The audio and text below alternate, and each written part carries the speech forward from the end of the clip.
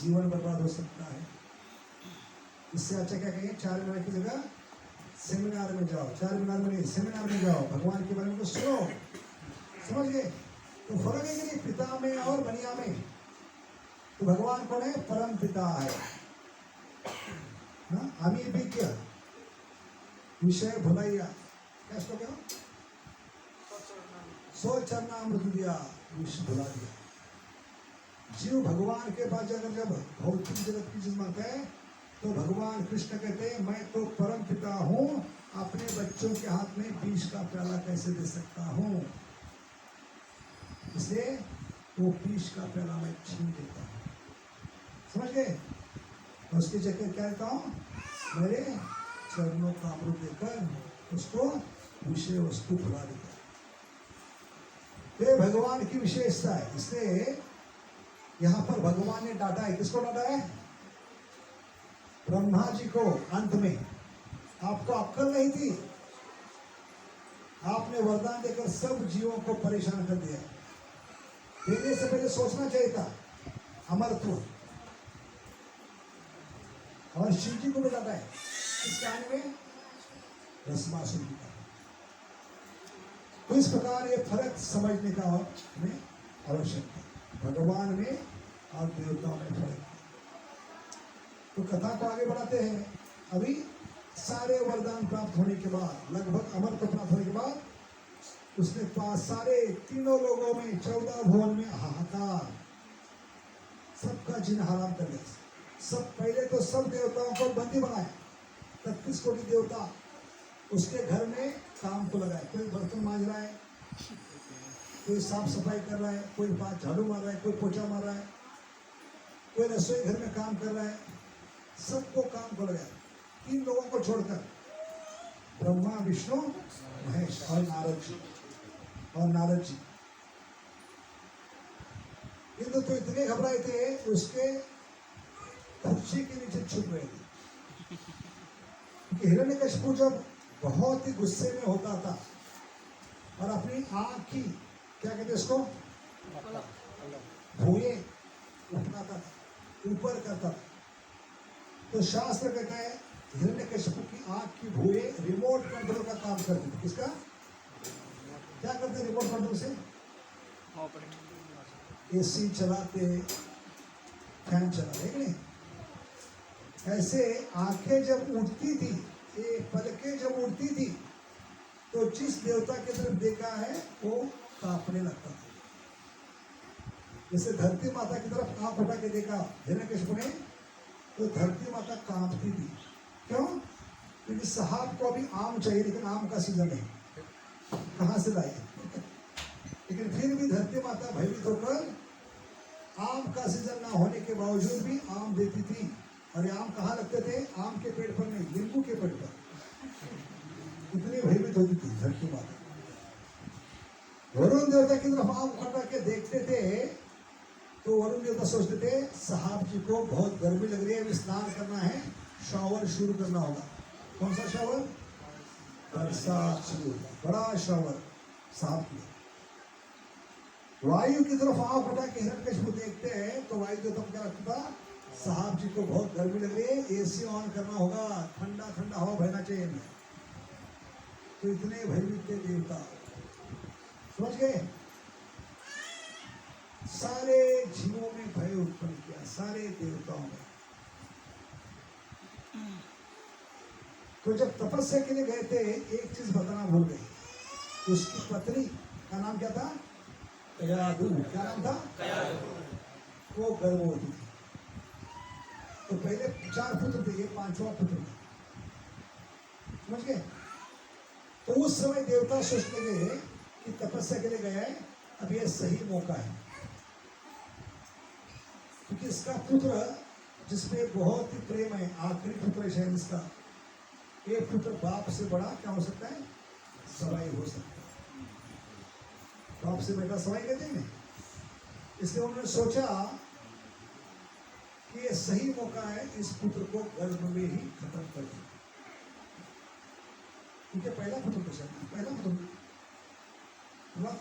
कौन सा पुत्र? हिरण्यकशिपु का पहला भक्त। इसलिए वो सोच लेंगे इसको ही खत्म कर देंगे तो वारिस बचेगा नहीं। इसलिए 33 कोटि देवता को लेकर कौन आए? इंद्र है, उस बच्चे को मारने। तो प्रभुपाद लिखते हैं तात्पर्य में, अगर इस बच्चे को गर्भ में ही मारते तो पहला क्या होता था? गर्भपात होता था, सृष्टि का पहला गर्भपात होता था। लेकिन नारद जी सही समय सही मौके पर प्रकट हुए और कहने लगे ये मूर्खता होगी, ये पागलपन होगा।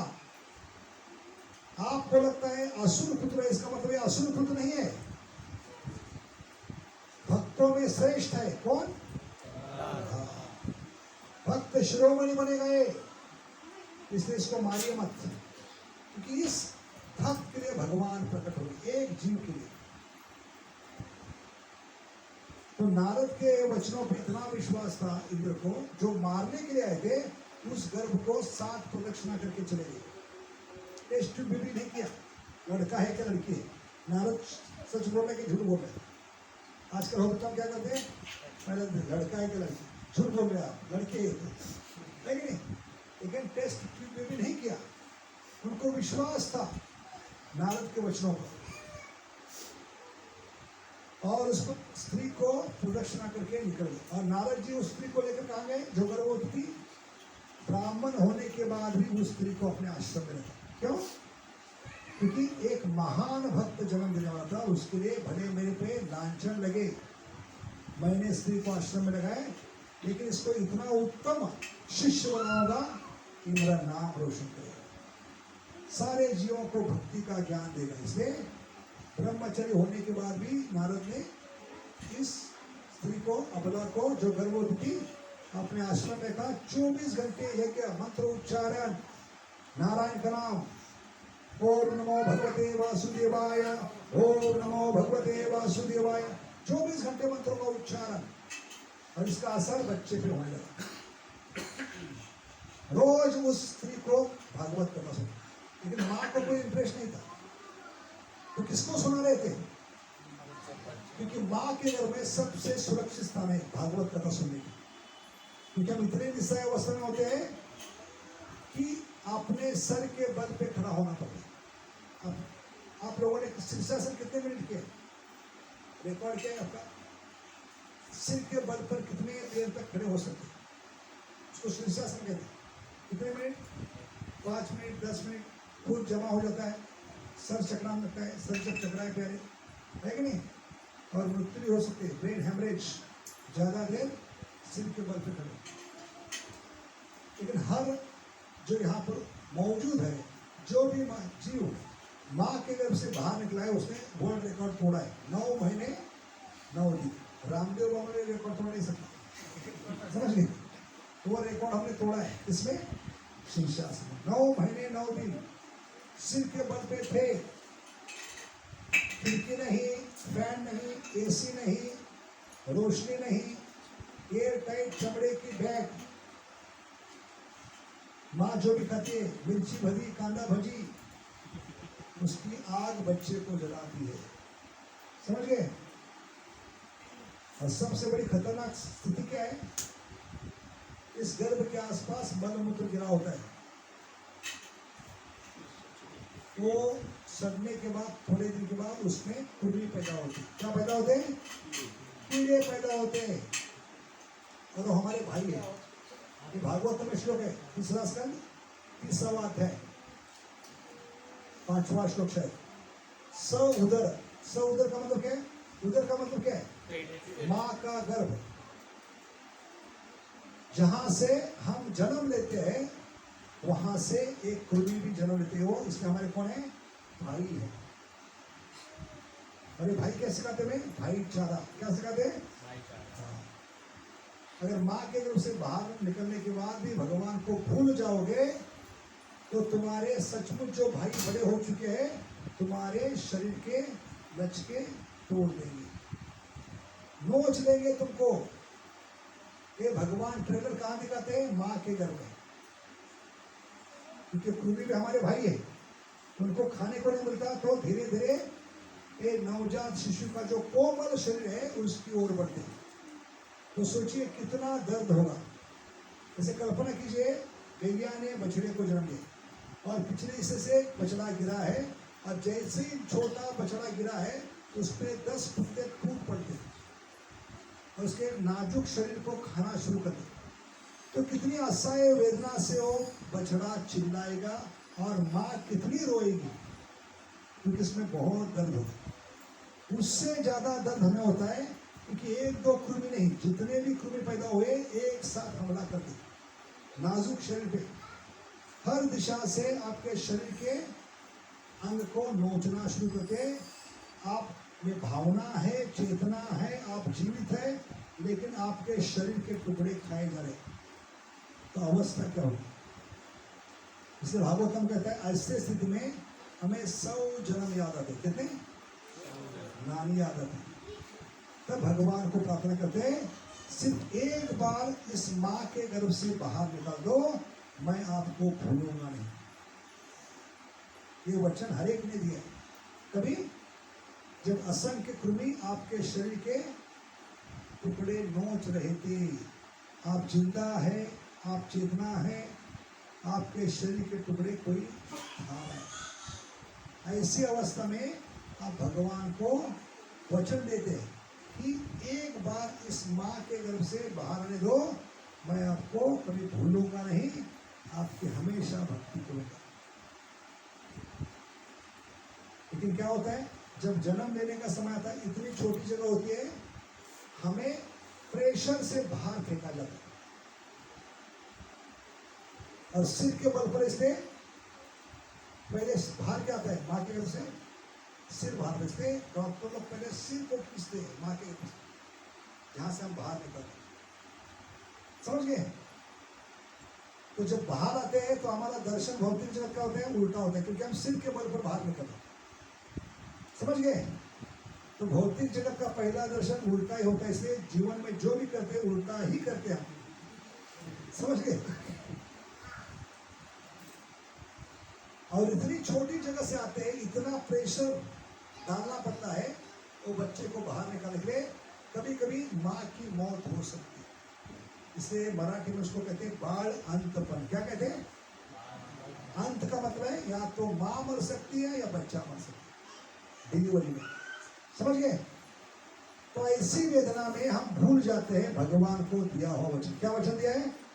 जैसे ही बाहर निकलूंगा आपकी भक्ति भूलिया तुम्हारे संसारे भीतरी ये नाना विध व्यथा, है कि नहीं? कभी भूल गए?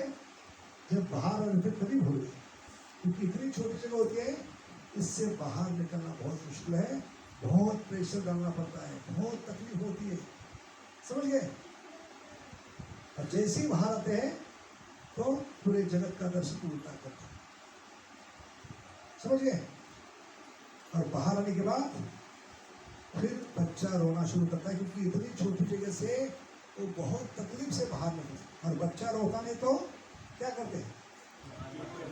हाँ, नर्स मारती है, डॉक्टर मारते हैं, सब मारते हैं, थप्पड़ मारकर कहते हैं welcome to this material world. तो रोना कंपल्सरी यहाँ पर, समझ गए।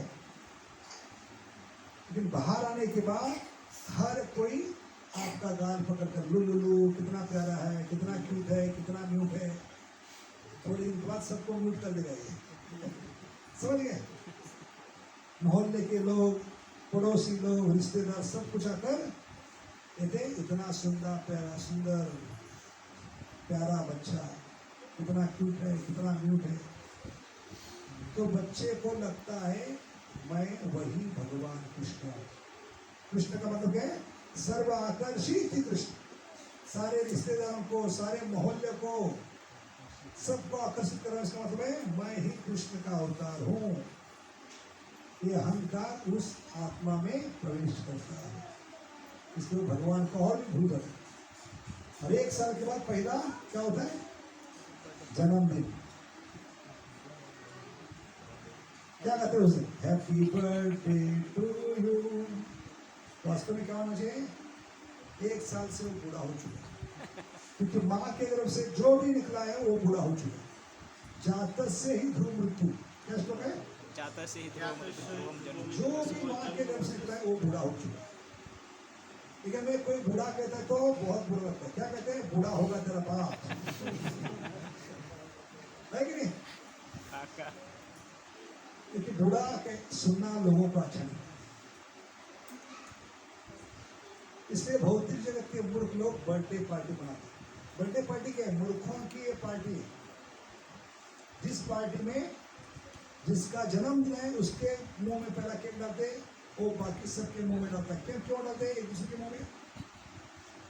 तेरी भी चुप मेरी भी चुप। बुढ़ापे के बारे में कोई चर्चा नहीं करेगा, कोई मृत्यु के बारे में चर्चा नहीं करेगा।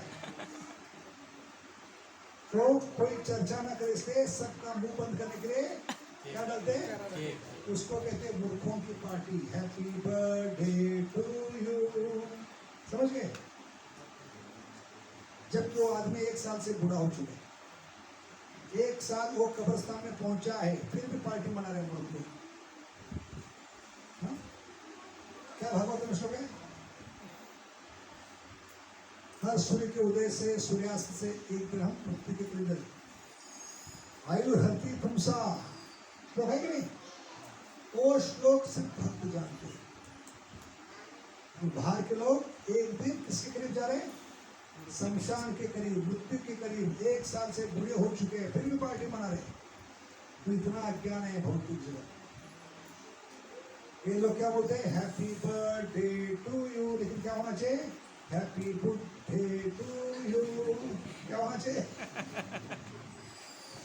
तो ऐसे मूर्खों की बात। इसलिए ये अज्ञान क्यों है? क्योंकि हम भगवान को भूल गए। समझ गए? तो इस प्रकार हिरण्यकशिपु को वरदान मिला है, सबको भयभीत किया है, सबको बांध के रखा है, सबको काम धंधे को लगाया है, सबसे काम करवा रहा है और सारे ब्राह्मणों को खत्म कर रहा है, गैयों को खत्म कर रहा है। क्यों? क्या दुश्मनी थी गैयों से ब्राह्मणों से जो आजकल की सरकार कर रही है?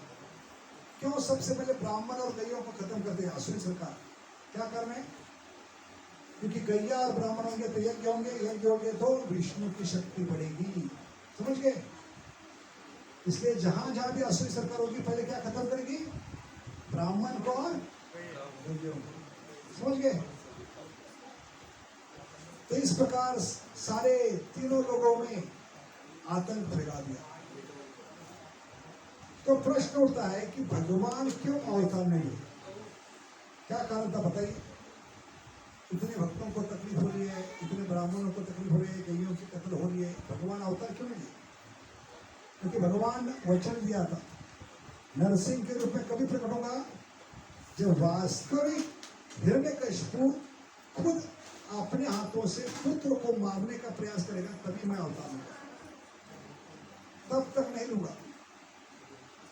इसलिए ये देवताओं को सहन करना पड़ा, ब्राह्मणों को सहन करना पड़ा।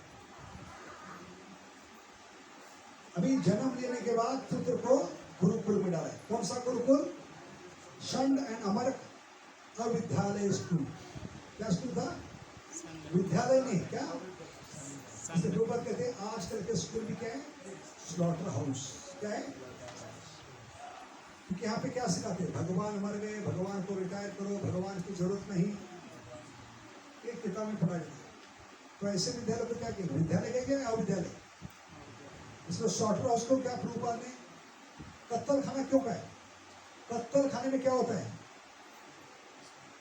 गैयों की कत्तल होती है कि नहीं? ऐसे स्कूल में जो भेज रहे हैं छोटे छोटे बछड़े, उनकी भावनाओं की, विचारों की, इच्छाओं की कत्ल होगी। उनके हृदय से भगवान को मारा जाएगा, भगवान की कत्ल करेंगे। आजकल के स्कूल भगवान की जरूरत नहीं, भगवान मर गए, भगवान है ही नहीं। इस प्रकार क्या करेंगे?